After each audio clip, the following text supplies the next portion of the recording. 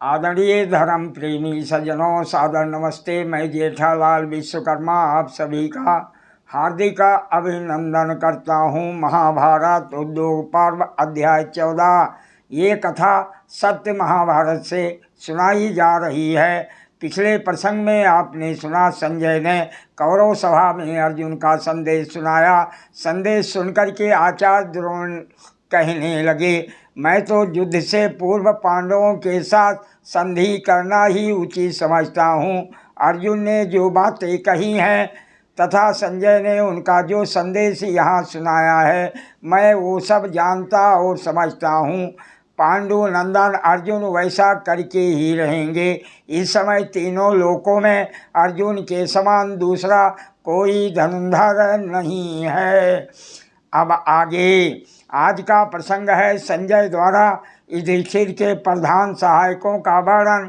भीम और अर्जुन के पराक्रम से डरे हुए धृतराष्ट्र का विलाप, धृतराष्ट्र का शांति प्रस्ताव और संजय का उन्हें दुर्योधन पर शासन करने का परामर्श देना।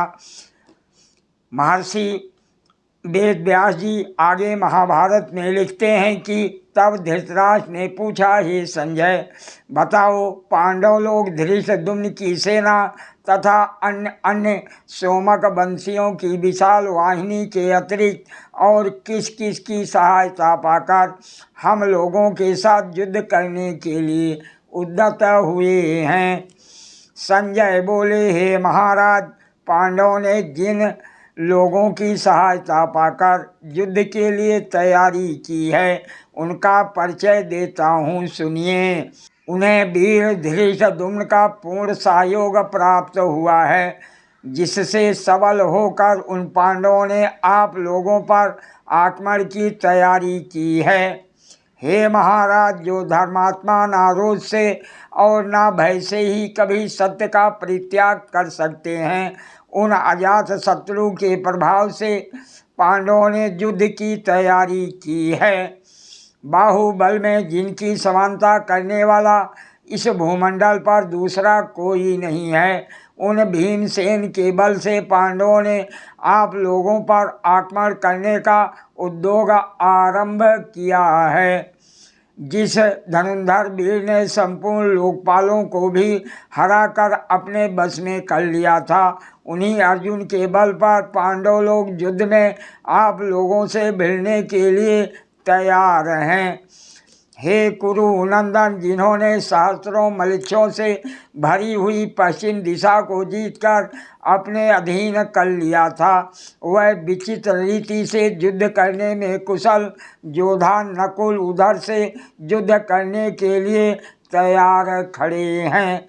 जिन्होंने युद्ध में काशी, अंग, मगध तथा कलिंग देश के राजाओं को पराजित किया है, उन वीर सहदेव के बल से पांडव आप लोगों से भिड़ने के लिए तैयार हुए हैं। युद्ध में उन्मत्त होकर लड़ने वाले आस्त्रवेत्या कलिंग देशीय क्षत्रियों को पराजित करने वाले द्रुपद कुमार शिखंडी के बल पर पांडवों ने आप लोगों के साथ युद्ध की तैयारी की है।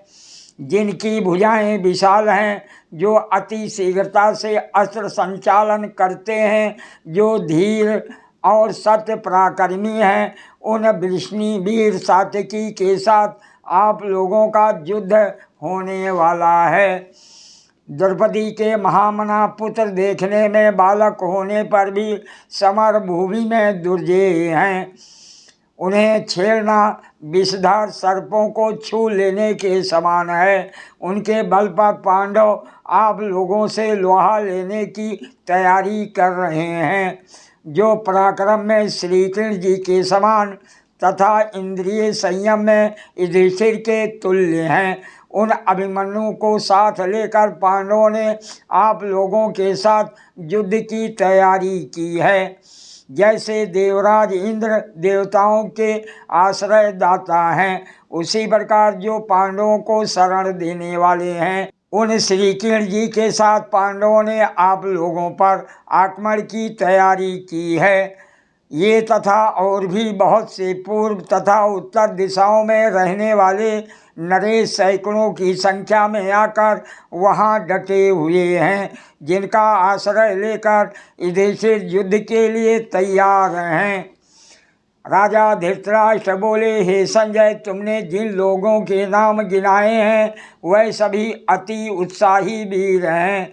उनमें भी जितने लोग वहाँ एकत्र हैं वह सब एक ओर और अकेला भीमसेन एक ओर। हे तात, मुझे क्रोध में भरे हुए अमर सशील भीमसेन से बहुत डर लगता है, ठीक वैसे ही जैसे महान मृग को किसी व्याघ्र से सदा भय बना रहता है। हे तात, सिंह से डरे हुए पशु की भांति मैं भीमसेन से भयभीत हो रात भर गरम गरम लंबी सांसें खींचता हुआ जागता रहता हूँ। सादर प्रणाम। जय श्री कृष्ण।